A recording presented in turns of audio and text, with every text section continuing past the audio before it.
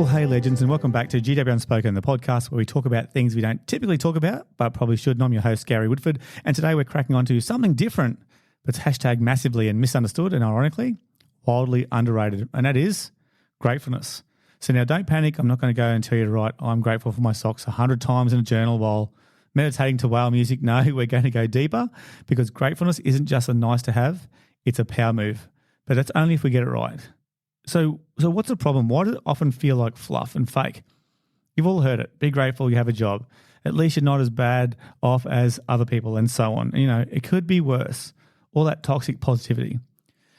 Have you ever hear that? Or do you ever hear that and you think, thanks, Karen, that's really fixed my entire nervous system? Because here's the thing, gratitude that's forced is just emotional masking tape. And emotional masking tape doesn't hold when life starts falling apart. Now, I want to do some study here. I did some study, and the Journal of Personality and Social Psychology says that, and here's word for word, toxic gratitude, that's when you force yourself to feel thankful when denying your true feelings, can lead to more stress, not less. So, yep, gratitude can backfire when used to suppress, not express. All right? So why do we keep doing it? And it's because we've been trained to see gratitude as a performance instead of actually a practice. So what does the brain say about gratitude? Listeners out there know I love the neuroscience part of things, so don't worry, I'm not going to go all full neuro nerd, but just to impress you at a barbecue, this is what it actually says. When we express genuine, authentic gratitude, we trigger two main chemicals in the brain, and they are, you've heard of them before, dopamine and serotonin. Now, these are the happy neurotransmitters, and they improve our mood. They increase pleasure. They reduce anxiety. So basically, they're the opposite of the feeling you get when your phone falls face down and you don't know if it's cracked or not. Here's another one that I've got for you for word from Harvard. They found that people who took just 5 minutes a day to reflect on what they were grateful for experienced a 25% increase in happiness over 10 weeks. 5 minutes a day, 25% happier. Now, I don't know about you, but I've tried other things to be 25% happier, and most of them come in a shopping cart and a regret afterpay. So it's amazing, isn't it? Gratitude, guess what? It's free, it's fast, it doesn't come with a sugar crush or a credit card bill. It's there on standby for you when you need it. So here's where it gets spicy though. You know, can you be grateful and still be angry? You know, can you love your life and still want a refund on parts of it? 100%. Yes, yes, yes. Gratitude is not a permission to stay in toxic relationships, crappy jobs, or broken systems. You know, you can be grateful for your home and still be frustrated with the rising cost of living. Now, you can be thankful for your partner and still need to scream into a pillow occasionally. Who's been there? I'll be careful what I say here. You can love your kids and still want to fake your own disappearance also during the school holidays, which ironically is right now.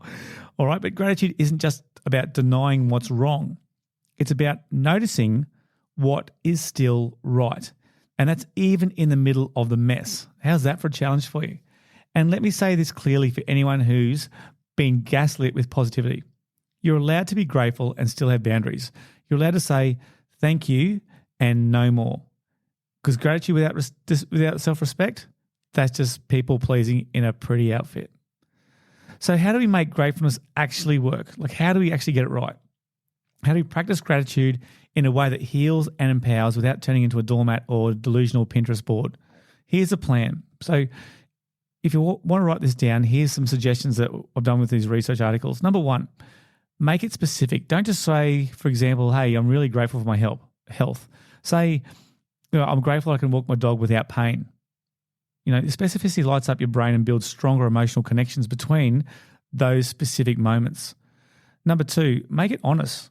Like, gratitude is not an escape from the truth. It's actually a deeper dive into it. You can be grateful and grieving. So, you know, you can appreciate what's working while acknowledging also what's broken. And therefore you don't have that sort of fake thoughts about what's going on, and hopefully it'll actually make you feel better.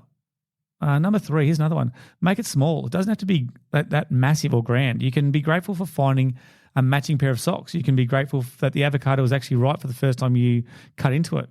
You know, you can be grateful that you didn't send that passive-aggressive email that you drafted at 11:43 at night, or that social media text that maybe you're going to write. You know, gratitude grows in the ordinary. So you don't need fireworks. You just need to take notice.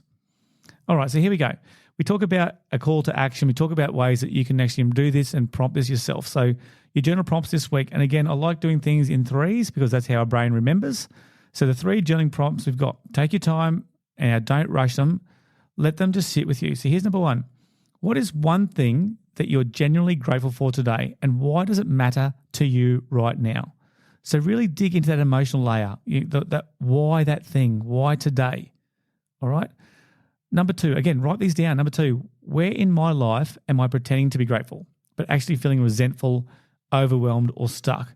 Now, this is your invitation to explore that tension honestly. So again, you might be struggling with your patience, for example, and you may have had lack of sleep or not enough food for the day, and you might be really frustrated. But again, where are you trying to pretend to be grateful but you're feeling resentful? Write that down, because sometimes when we name it, we actually tame it. And number 3, how can you act on your gratitude this week without betraying your own boundaries? So is there a thank you that needs to be spoken? Is there a gift to give, or maybe a no that honors what you've already given? So think about that. Think about how you can be grateful this week and use those journal prompts to actually get your mind around what gratefulness does. Remember, it actually improves those 2 hormones that we need. So dopamine and serotonin, those feel-good hormones, and it'll stop that cortisol coming through your body, that negative, that hormone that actually makes you feel that fight, flight, freeze, or fawn.